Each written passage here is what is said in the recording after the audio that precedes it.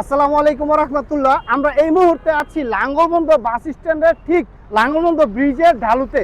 এইখানে একটা মারাত্মক লেভেলের অ্যাক্সিডেন্ট সম্মুখীন হয়ে গিয়েছে। অলরেডি দেখতে পাচ্ছেন একটা ট্রাক, মালবাহী ট্রাক, এটা ঢাকা থেকে চট্টগ্রামগামী যাওয়ার সময়, চট্টগ্রামগামী হাইওয়ে রোডের মধ্যে যাওয়ার সময় ঠিক যেই ডিভাইডার থাকে ডিভাইডারের মধ্যে নিয়ন্ত্রণ হারিয়ে রাস্তায় উল্টে গেছে, যার ফলে এখানকার ড্রাইভারের একটা মারাত্মক একটা বিপদ হুমকির সম্মুখীনে আছে। যাই হোক, ওনাকে মানে সুস্থ সবলভাবে ওনাকে এখান থেকে বের করে হসপিটালে পাঠানো হয়েছে। তিনি হয়তোবা শঙ্কামুক্ত, কিন্তু এই রোডের অবস্থা এখন একটা বিশৃঙ্খল অবস্থায় চলে গেছে। এই পাশে রোডে জাম আর এই পাশে রোডের মধ্যে জাম, মানে ঢাকা চট্টগ্রাম থেকে ঢাকামুখী রোডও জাম, আবার কাশপুর থেকে চট্টগ্রামমুখী মুখেও জাম। এই জায়গাটা হচ্ছে ঠিক লাঙ্গলবন্দ বাস স্ট্যান্ডের একদম লাঙ্গলবন্দ ব্রিজের ঠিক ঢালুতে।